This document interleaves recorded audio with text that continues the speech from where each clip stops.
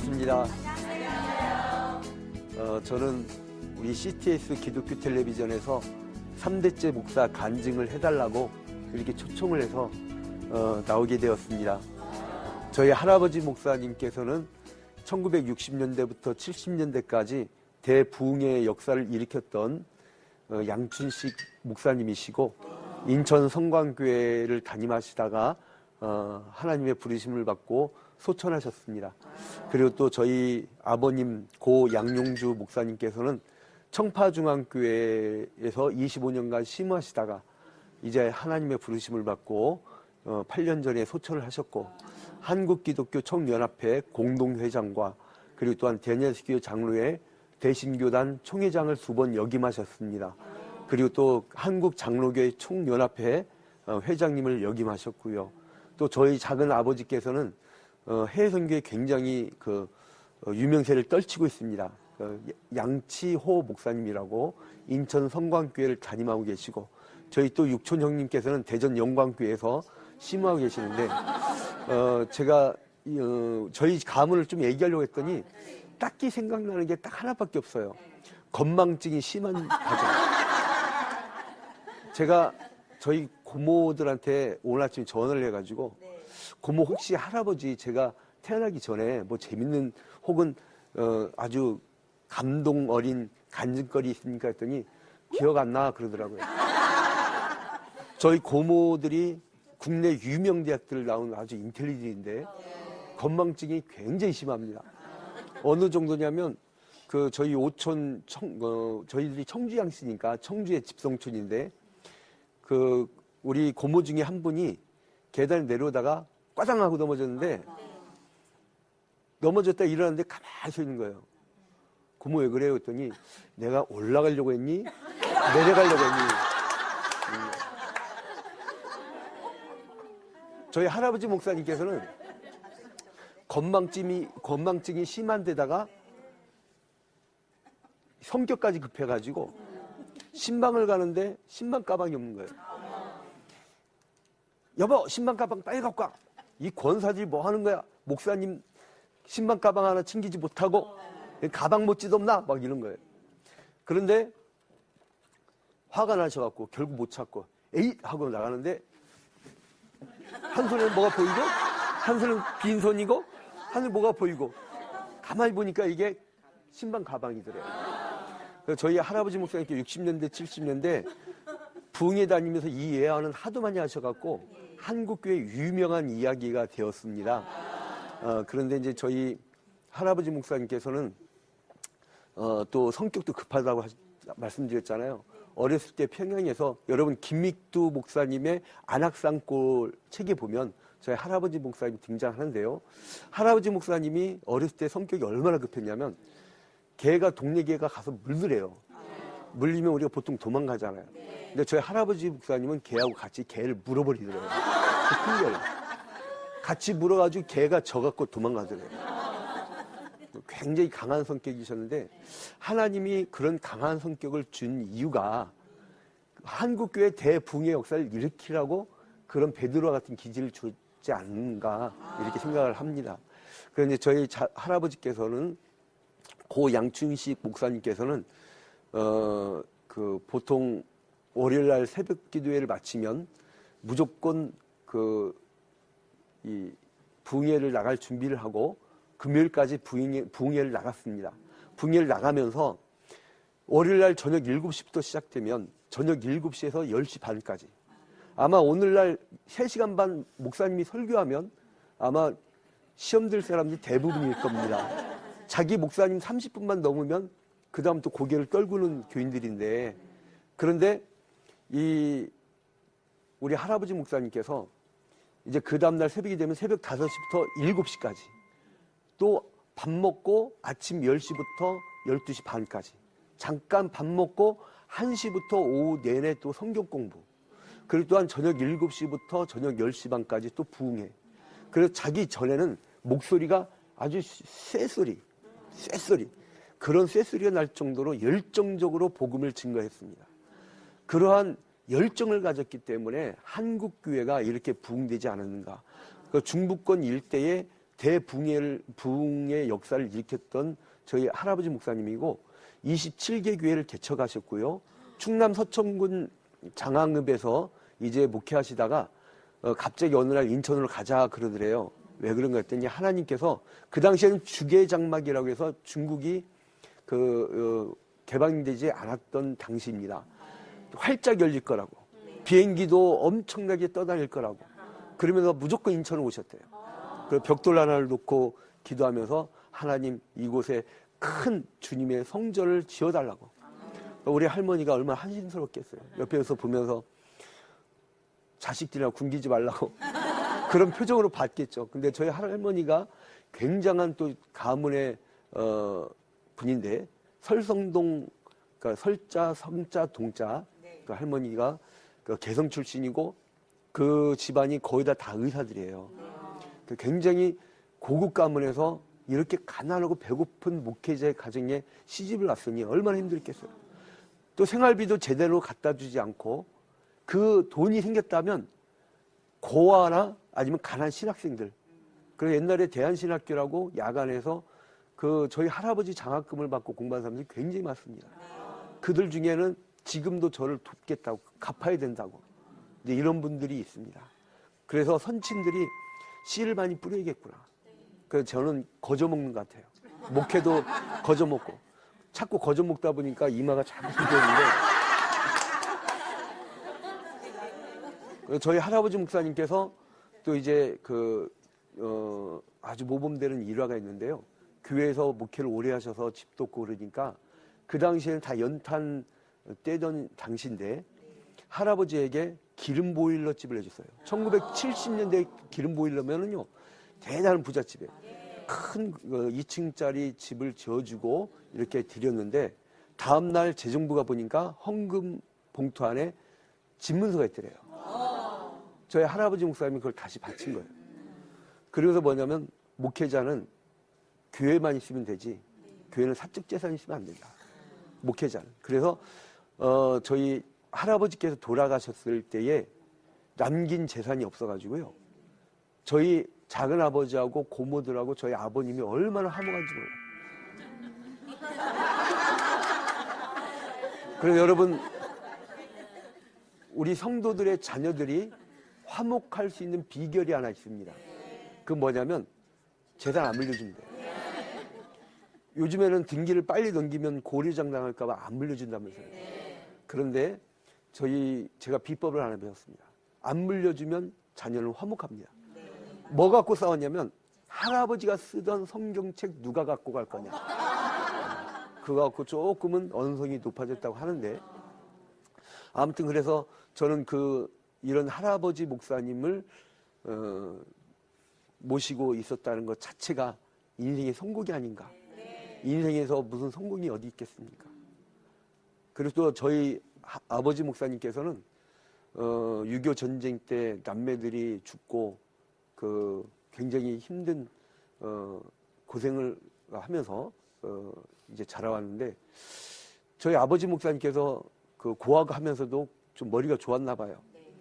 근데 이제 저희 아버님도 건망증이 굉장히 심합니다. 교인이 갖고 목사님 죄송해요. 제가 그때 너무 실수한 것 같아요. 그런데 저희 아버님이 활짝 웃어서 괜찮다고. 근데 저한테 뭐라 하시면 그런 일 있었니? 하고 물어보는 거예요. 그러니까 기억 자체를 못 하시는 거예요. 그러니까 저희 가문은 대대로 건망증의 가문. 저는 그렇게 얘기하고 싶은데 저희 아버지 목사님이 또 목사님 된 계기가 있습니다. 원래 육사 진학하려고 이제 준비를 하고 있던 차에 이제 육사를 진학하게 됐죠. 이제 입학만 하면 되는데 저희 아버님께서 갑자기 결핵에 걸린 거예요. 그래서 당시의 결핵은요 많이 죽어나갔습니다. 그래서 하나님 한 번만 살려주면 우리 아버지 그러니까 지금 저희한테는 할아버지죠. 양춘식 목사님의 말씀대로 목회길 가겠습니다. 라고 기도했더니 일주일만에 낫더래요. 그래서 저희 아버지 목사님께서 하신 말씀이 내가 지금 목회하는 것은 살려고 한다. 살려고 한다. 그래서 항상 나는 살기 위해서 목회한다. 이제 이런 말씀을 하셨는데, 그러다가 이제 전북 군산시 옥구군 신흥교회에서 이제 교회를 개척하게 되는데요. 그때 먹고 살기 힘드니까 군산 비행장 잡부로 나가시면서 그 일을 안 하면 자녀들이 다 굶어 죽게 생겼으니까. 근데 그렇게 힘들게 하다가 못 견디신 거예요. 그 아버지한테, 저한테 할아버지죠. 양춘식 목사님한테 나 도저히 후손들 굶길 수는 없어서 이제 목회 관두겠습니다. 그 말 딱 하자마자 아랫배가 아프기 시작하는데 뒹굴었답니다. 근데 알고 봤더니 몸에 결석이 생깁니다. 그래서 할아버지 목사님이 위로의 말씀이나 위로의 기도가 아니라 오히려 혼냈대요. 네가 목회 때려치고 있겠다니까 하나님이 친 거야. 너 그래도 목회 때려치겠니? 그러니까 아버님께서 절대 때리지 않고 끝까지 가겠습니다. 근데요, 그 다음날 소변을 보는데 돌이 이만한 게 뚝 나오더라고요. 그래서 저희 아버님이 뭐라 하시냐면 나는 살기 위해 목회한다. 그래서 저희 아버님께서 또 약물을 위해서 얼마나 정성을 다 쏟았냐면 지금도 그 아버님 밑에서 있었던 분들이 그때 도움 받은 게 너무나 커서 아들 목사에게 뭐라도 해주고 싶다고 그런 간증들을 합니다. 그러니까 가난한 사람들, 신학생들, 어려운 이웃들을 얼마나 많이 도왔는지. 그래서 돌아가시고 나서 우리가 또 사지가 없는 거예요. 그래서 저희 친형과 우리 누님이 서로 마주보는데 싸울 게 없는 거예요. 너무 화목한 거예요. 너무 행복한 거예요. 뭐 어떻게 하겠어요, 서로. 그래서 저 또 비법을 배웠습니다. 후손을 화목하게 만드는 방법. 유산을 물려주지 마라. 차라리 고아원, 양로원, 교회, 차라리 좋은 기관에다가 헌물하는 것이 더 낫지. 육선이 집에 그득하여 불화한 것보다 가난하여도 화목한 것이 더 나으니라. 저희 아버지 목사님께서는 또 한국교회가 분열되는 것을 안타깝게 생각하면서 이제 연합운동에 뛰어들어가지고요. 한국기독교총연합회 만들 때 한경지 목사님과 함께 그 만들 때에 주춧돌 역할을 하셨고, 그리고 공동회장까지 하시다가 이제 하나님의 부르심을 받고 소천하게 됩니다. 그래서 나중에는 이제 전북 군산으로 할아버지의 명령에 따라 내려갔다가 다시 충남 서천군 장안금에 올라오셔가지고 목회를 했는데, 거기에서도 목회를 열심히 해가지고 서천군에서는 제일 큰 교회로 성장시켰습니다. 그리고 제가 그 당시에 장항 유치원 다니고, 제가요, 초등학교를 못 나왔습니다. 죄송합니다. 국민학교 나왔어요. 장항, 중항, 국민학교를 나왔는데, 그때 당시에 제가 기억나는 게 저희 아버님 삼천리 자전거를 타고 들로 산으로 논길로 그렇게 열심히 그 신방하고 양들을 찾아다녔던 그 모습. 그래서 다른 게 없구나. 한국교회가 사는 방법 한 가지다. 할아버지 목사님처럼 정말 온몸을 다해서 하루 종일 복음을 증거하는 모습. 저희 아버님처럼 열성을 다해서 목회하면 한국교회 결코 망하지 않는다. 그런데 이제 장항에서 목회를 하다가 저희들 이제 자녀들을 서울로 보냈는데, 저희들이 이제 아무래도 와 있고 그러니까 아버님 목회가 불안한 거예요. 그래서 저희 아버님께서 이제 결국 서울에서 저희 아버님을 모시고 가겠다는 청파중앙교회가 나타났습니다. 그 당시에 그 교회가 신학교 강당을 빌렸었던 교회라서 교회당 건물을 갖고 싶은 것이 꿈이셨고, 그리고 온 정성을 다 거기에 쏟았습니다. 그러다가 신경을 하도 많이 써가지고 심장병에 걸려서 이제 그 심장병 걸린 지 수술을 하고 5년 만에 이제 소천을 하시게 된 거죠. 근데 저는 저희 아버님은 여한이 없다고 봅니다. 왜냐하면 그 전날 교인들 김장한다고 해서 그 직접 트럭도 몰고 부교육자들 계신데, 그리고 이제 저녁에는 다른 교회 재직쌤이랑 인도하시고, 다음날 새벽기도 인도하고, 그리고 화요일날 아침에 교육자 회의를 인도하시다가 거기에서 쓰러져서 순직하셨습니다. 그러니 여한이 없이, 그리고 저희 아버님이 입버릇 저버릇하면 나는 최선을 다해 뛰다가 과로로 죽을 거라고.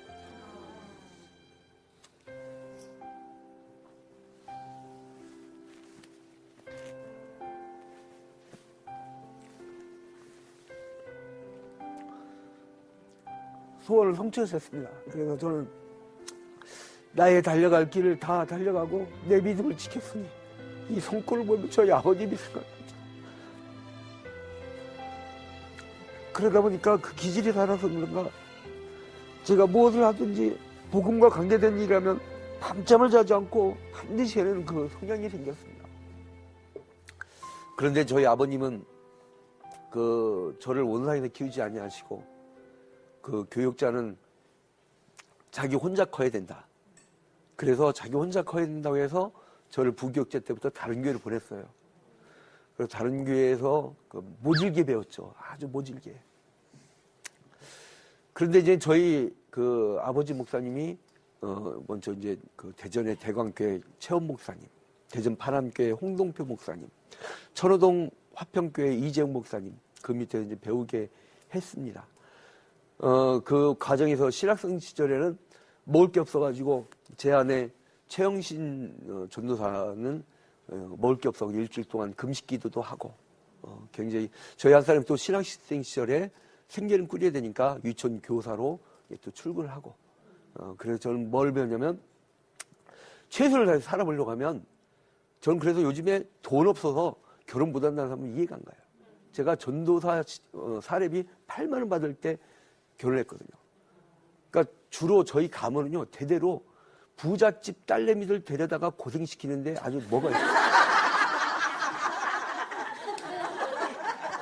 할아버지 목사님은 개성의 큰 부자 의사 가문에 그것도 이화여전 나온 최고 인텔리를 데려다가 그 생고생을 시키죠. 저희 아버지 목사님은 할아버지 목사님 부흥회 인도하다가 저희 아버지가 하도 가난하고 없으니까 삽교에서 부흥회 인도하다가 삽교에서 제일 부잣집 딸 명하나 내 아들한테 시집 올 거라. 하나님이 뜻이라는데 그 강단에서 나온 말이라 우리 어머니가 아멘 하고 순종한 거예요. 저희 안사람도 한국산업은행 지점장급 강남에 아주 그 당시 고급 아파트에 살았던 부잣집이었어요. 그 가문 대대로 3대째 목사를 자랑할 게 아니라 3대째 갑부집 딸들을 지질하게 고생시킨 그 가문의 역사를 갖고 있습니다. 어떻게 부잣집 딸이 일주일 동안 먹을 게 없어서 금식 기도를 하겠습니까? 그러고 보니까 제가 영적으로는 참 어떻게 보면 은인이네요. 언제 그 부잣집 딸이 배고파서 금식 기도를 해보겠냐고요. 그것도 한편 은혜입니다. 그런데 이제 저 또한 개척의 길로 이제 가게 되지요. 근데 개척의 길로 갈 때 제가 어떤 특별한 사명이 있었던 건 아니에요. 아직 더 배워야겠다라는 생각을 했는데 천호동 화평교회 이재용 목사님 밑에서 부교육제 생활할 때 그 전날 제 잠을 못 잤어요. 주일 시간 꼬박꼬박 조는데 목사님 뭐라 하는데 제가 노를 안 했습니다. 저희 아버님께 뭐라면 부교육자는 무조건 예스해라. 그래 배운다. 그게 버릇이 들어가지고요. 주일 시간에 목사님 뭐 해라 그러면 네 그랬거든요. 근데 깜빡이 졸고 있는데 목사님 뭐라 했는데 네 그런 거예요. 그랬더니 다들 박수를 치다고요. 아 뭐 좋은 일 있었나 보다. 근데 그 당시 어떤 일이 있었냐면 경기도 하남시에 하남교구를 관장하는 그러한 예배 초소가 있었어요. 교구 관리처죠. 그런데 거기를 노재인 집사 부부라고 약사 부부가 분양을 받아놓고 파키스탄 단기 선교사로 나갔습니다. 근데 단기 선교사로 나가야 되니까 어떻게 비잖아요. 그래서 교회에다가 알아서 관리해달라고. 근데 관리해달라고 했는데 그걸 관리하다가 그 교회가 잘 안 된 거예요. 그러니까 교구 관리처가. 근데 조회 시간에 무슨 얘기를 했냐면 목사님이 이젠 거기 가서 선임 부목사가 있었거든요. 전권희 목사님인데 전 목사 자네가 개척 나가지 그랬더니 목사님이 아직 때가 아니라서 잘 아닙니다 그랬대요. 그랬더니 그러면 양지르 목사가 하려 했더니 대뜸 네 그러더래요. 제가 그때 뭐 했어요? 졸았잖아요. 그런데 지금 지내어 보니까 우리가 전혀 느끼지 못한 사이에 하나님은 제가 조는 순간에도 하나님의 역사를 이끌어 가시더라고요. 제가 꾸벅 졸 때도 하나님은 개척의 역사를 펼쳐 가시더라고요. 그래서 이제 경기도 하남시 도풍동 무학프라자에 개척을 나가게 됩니다. 근데 거기에 십자가탑도 없고 외부에 간판도 없고 참 갑갑하죠. 안에 화평계를 조그만 거 하나 붙였는데 빌딩 안에 들어와야 그걸 볼 수가 있어요. 근데 처음에 보니까 탁자 몇 개 있고 앞에 구멍 뚫린 강대상이 있고, 그러니까 아이들이 주일학교 애들이 왜 놀 때 꼭 여기 밑에서 노는지, 또 애들 혼냈다가는 엄마가 시험 들고 혼내지도 못하고 꼭 이 강대상 밑에 애들이 쥐구멍을 좋아합니다. 쥐구멍. 근데 어느 날 피아노 학원 원장이 예배드리고 가더니 어떻게 피아노가 없는 교회가 있냐고. 그래서 피아노를 하는데 해주고, 또 이제 어떤 권사님께서 저희 교회 바로 옆에 찜질방이었었거든요. 그 찜질방에서 다른 큰 교회 권사님이 늦잠 잔 거예요. 주일날 10시 50분에 자기 교회 어떻게 가요. 그러니까 부랴부랴 저희 교회에 뛰어 들어왔는데 와보니까 한심스럽죠. 교회 간판이 있는데 휘장도 아무것도 없으니까 이 양반이 그냥 하염없이 울더라고요. 그러더니 다음날 갑자기 어떤 업자들이 와갖고 막 줄자로 재고 막 그러는 거예요. 인테리어 업자를 불렀다는 거예요, 그분이. 그 휘장도 해주고. 그래서 저는 그 완전 맨손개척인데도 이상하게 하나님께서 까마귀가 물어다 준다는 게 뭔지를 알게 된 거예요. 그러니까 성경을 읽을 때 엘리야에게 까마귀가 물어다 준다는 그거 있잖아요. 그 역사는 지금도 하나님께서 펼치시더라고요. 여러분, 까마귀가 여러분 가정에 아주 까마귀 떼처럼 오기를 주님의 이름으로 축원드립니다. 네. 까마귀 떼가 온 거예요. 그래서 이제 그러다가 그 건물 자체가 이제 경매에 넘어가게 됩니다. 그래서 이제 다 쫓겨나게 돼 있는데 그때 방법이 없잖아요. 그 옥상 올라가고 얼마나 울었는지. 그때 그 전에 저희 아버님한테 전화를 드렸어요. 아버지 교회는 부자 교회잖아요. 아버지 이번만큼은 도와주세요. 천호동 화평교회 이재영 목사님만 지금 3년 동안 그 지원 작정해서 그 교회만 도와주는데 아버지 그래도 양씨잖아요. 나도 양씨고 아버지 양씨잖아요. 그런데 아버님께서 하신 말씀 뭐냐면 나한테 전화하지 말고 너희 진짜 아버지한테 전화해라. 근데 저희 아버지는 앞번호가 0인데 저희 진짜 아버지는 번호가 아멘입니다. 그것도 끝에 꼭 예수님의 이름으로 기도합니다. 아멘. 방법이 없잖아요. 그래서 그 빌딩 옥상으로 올라갔죠. 무학프라자 옥상으로 올라갔고 80일간을 전 교인이 작정 기도했습니다. 처음 개척할 당시에 아무것도 없으니까 새벽 4시에 집에서 나와서 저녁 10시까지 교회에서 밥 먹고 그냥 도는 거예요. 복덕방도 가고 바둑 친구도 만들고. 안 한 건 딱 이거 하나. 이건 못하니까. 이거는 모범이 안 되더라고요. 복덕방에서 보니까 젊은 사람이 나이 많은 사람한테 죽으세요. 죽으세요. 도저히 그것만큼 배우면 안 되겠구나. 그래서 이제 이거 빼놓고는 다 해본 거예요. 다 전도를 위해서. 3개월을 열심히 전도했더니요. 한 45명 출석을 하더라고요. 처음에. 근데 그 당시에 이제 옥상에 올라가서 기도하기 시작하는데요. 전 놀라운 걸 체험했습니다. 인간 난로를 경험했어요. 우리가 얼마나 절박했으면, 얼마나 뜨겁게 기도했으면, 저희 안 사람도 같지만 기도하고 나니까 수북히 쌓였던 옥상의 눈이 제 주변에 이렇게 녹은 거예요. 우리 주변에. 그렇게 맨날. 그래서 거기 하늘 향해서 주여 주여 외쳐. 주님 살려달라고. 주여 주여. 주여밖에 할 소리가 뭐가 있겠습니까? 마치 애굽 땅에서 히브리인들이 외쳤던 그 고함처럼 그냥 주여만 친 거예요. 근데 저 밑에 동네에서 경매에 넘어간 빌딩 옥상에서 주여라고 안 들린 거예요. 그 사람들은 죽여 그러고. 그 민원이 들어왔습니다. 자꾸 민원이 들어오니까 주인이 내가 옥상에 져줄 테니까 제발 그만하라고.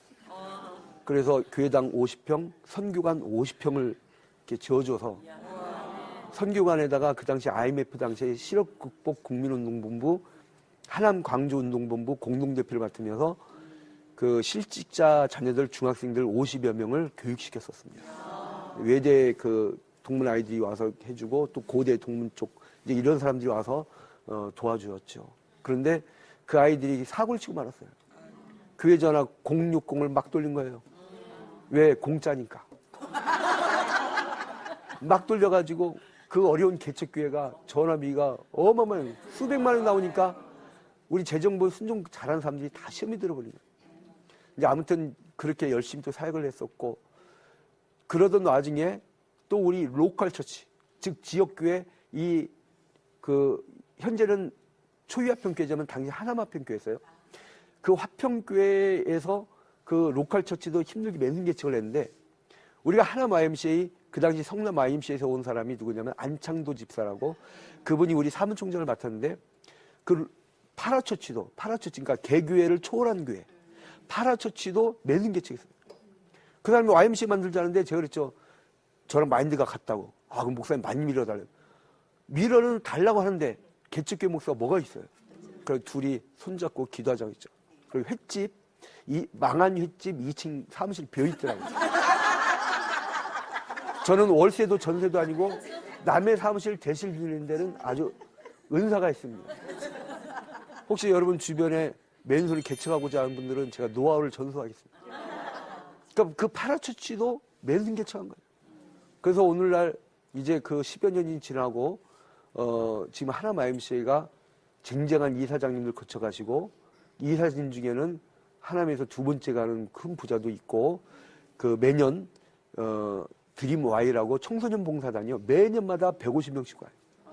교장 선생님들이 애들 우수한 학생들을 보내줍니다. 봉사한다고. 그리고 굉장히 파라처치도 부흥됐습니다. 그러다가 이제 그 덕풍동에 있다가 하나님께서 뜻이 있으셔서 이제 우리를 이동시킨 거죠. 근데 아무튼 그 사람들이 주여 소리를 죽여라고 듣는 바람에 큰 축복을 받고, 그리고 또 이제 경민 넘어간 그 동시에 또 가만히 있질 못하거든요. 기도하면 뛰어다녀야죠. 그래서 이제 고향 선배인 서춘성 장로님한테 마침 그분이 유선방송을 그만둔다는, 성동 유선방송을 그만둔다는 정보를 얻은 거예요. 돈 있다는 소식을 딱 듣고 빌딩 사세요. 저 하나 살자고 빌딩 통째로 사겠습니다. 그분은 제 덕에 엄청난 부자가 됐습니다. 하나님에서. 그래서 이제 어느 날 또 노예에서는 외진 곳에 힘들어서 목회를 그 지역에서는 그만둬야 될 목사님이 생겼습니다. 그래서 거기로 가는 게 어떻겠느냐 물어보더라고요. 그래서 우리 교회랑 친해요. 가까우니까. 그런데 노예 목사님들 의견이 뭐냐면, 거기 가는 목사는 바보래요. 왜 분당이나 신도시 가지 왜 거기로 하냐고. 저는 모르고 가봤더니 실제 그래요. 아주 외길 2차선 다니고 꼬불꼬불 꺾어질 때마다 무덤이 있습니다. 꺾어질 때마다 무덤이 있고. 그리고 이제 차를 끌고 올라가다 보면 차가 내려온 차와 마주치면요, 이 백을 내줘야 돼요. 뒤로 가줘야 되는데 한참 갔다가, 그러니까 교인들이 교회 오려고 하면요, 어떨 때는 그 1시간 넘게 걸릴 때도 있었어요.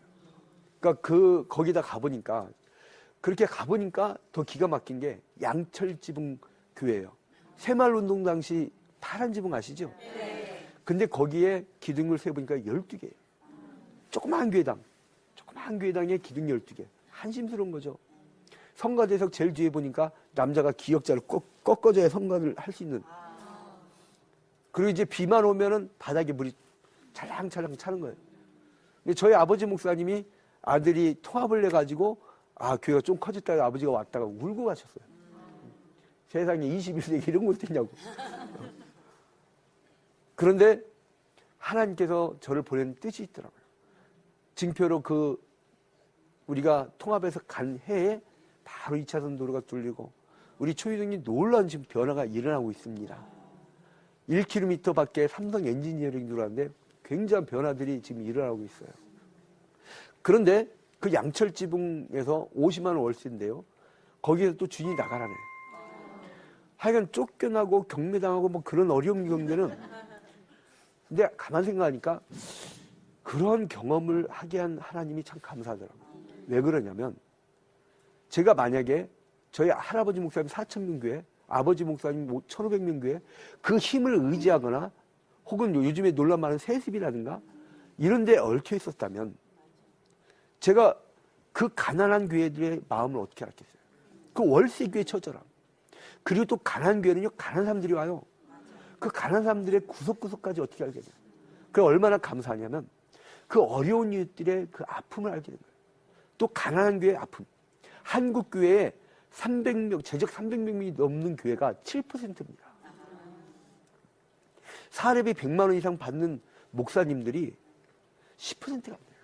90%가 100만 원 이하. 그렇게 어렵게 사는 그들의 심정을 알게 됩니다. 이것은 또 하나의 은혜다. 왜냐하면 비싼 등록금 주지 않고 배우게 된 거니까. 그런데 하나님께서 그 양철지붕마저 쫓겨나게 해요. 그래서 우리 교인들이 찬양예배 때 원을 그려가지고 하늘 쳐다보고 막 오늘 기도한 거죠. 그때도 주여 주여 했는데 그 양철지붕은 그 빌딩 옥상과는 달리 들리질 않아. 차라리 죽여라고 들렸으면 뭐 좋은 일이라도 있을 텐데 그냥 한없이 우는 거죠. 한없이. 그때 얼마나 울었는지 몰라요. 근데 마침 하나님의 파라처치 같이 개척을 시켰던 하남 YMCA를 같이 만들게 했던 그 안창도 집사의 강원대 동창이 우리 교회 바로 옆에 도시락 공장 그린벨트 지역이라 크게 못 짓는데 거기만 딱 90평이에요. 굉장히 넓은 도시락 공장을 그만두고 떠난다 이거예요. 제가 그랬죠. 가자. 그랬더니 가긴 어딜 가냐. 우리 교회 돈이 어딨냐. 가면 하나님이 주시라고. 그래 무조건 간 거예요. 가서 또 이제 거기서 우리가 5년 있다가 또 주인이 나가라네요. 이유는 뭐냐면 월세 올려달라는데 올려달라고 할 때 올려도 줍니까? 능력이 아니까 못 올려요 했다가 괜히 그 말 했어요. 나가래요. 나가라고 했는데 오갈 데가 없게 됐잖아요. 그런데 저희 지역에 침례교 4층짜리 잘 진 교회가 있어요. 이제 그 바로 100평에 4층짜리 잘 진 교회당인데 그 목사님한테 제가 한참 기도하고 응답을 안 오는 거예요. 응답이. 근데 응답이 자꾸 오는데 뭐냐면 아구찜 가서 밥을 먹어야겠다는 응답만 오는 거예요. 이상하게. 그래서 우연찮게 정문수 목사님을 동네에 만났는데 목사님 내가 아구찜 사줄게요. 제 돈이 어디 있습니까? 근데 가서 먹자고 했죠. 그 아구찜 집이 저희 교회 권사님 가게였어요. 그러니까 뭐가 가능해요? 아구찜 먹으면서 그랬죠. 저 어린 처지 얘기 않고 목사님 이제 교회들이 힘을 합쳐야 되는데 갑자기 성령이 감동되는 거예요. 제 목사님 교회를 가면 어떨까요? 했더니 우린 기본 인원이 있잖아요. 근데 그 목사님이 뭐냐면 우리는 인원이 약간 작으니까 와 그러더라고요. 그럼 목사님 어떻게 하시려고 했더니 나 필리핀 선교사로 나갈게. 할렐루야. 그래서 하나님이 저를 잠깐 졸게 하면서 네 했던 것이 결국은 저를 여기까지 인도하게 했습니다. 그래서 이제 저희가 능력이 안 되니까 지금은 50% 지분만 등기를 냈어요. 나머지 50% 우리 교인들이 어떻게 할 거냐요. 그럼 어떻게 할 거냐고 묻길래 제가 그랬죠. 못 채우면 하나님이 하실 거라고.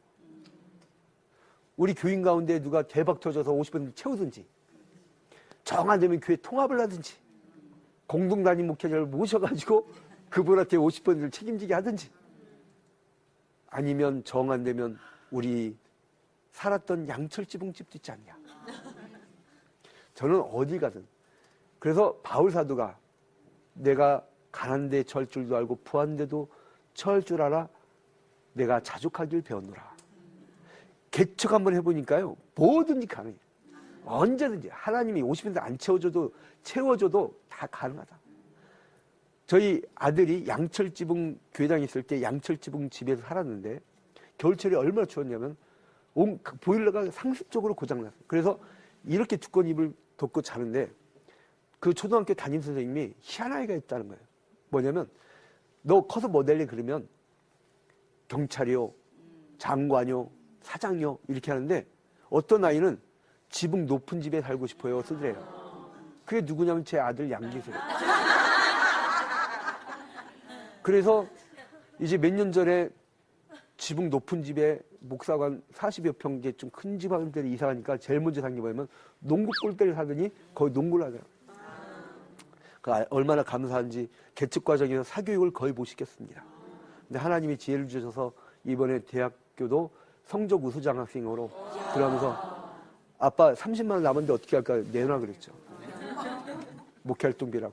내놔 그랬죠. 저한테 줬습니다.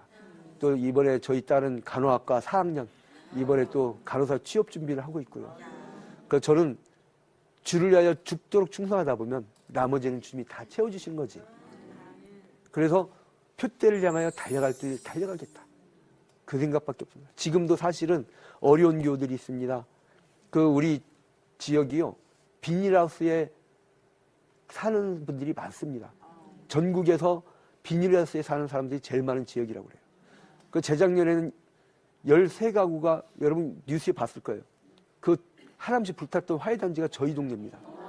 그래서 동사무소에 전화가 오면 뜨끔해요. 왜냐면 목사님 이번에 몇 가정 맡아주실래요? 다 데려야, 다 데려야. 이랬다가 우리 교인들한테 눈총을 받을 때가 한때예요. 우리 교인들이 얼마나 감사하냐면 성가대실, 혹은 노인복지실, 청년회실, 여기에 다 이렇게 모셔도 아무 소리도 안 나요.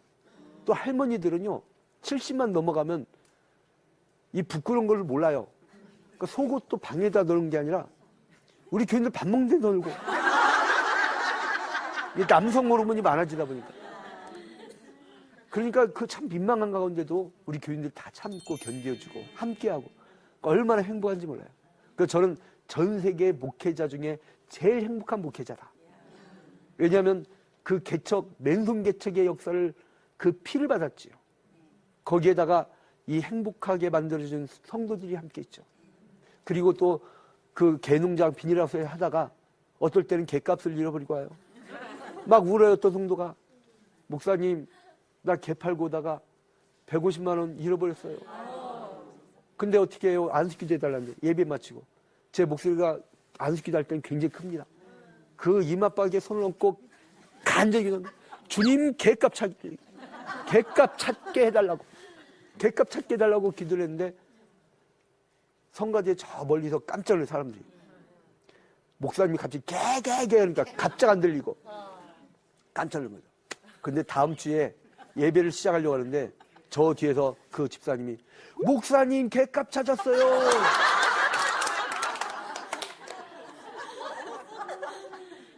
예배 시작하자마자 그 개값이 저한테는 큰 영적 힘을 줘가지고 그날 설교 얼마나 힘이 나는지. 그러지 안식기도 했는데 개값 못 찾아봐요.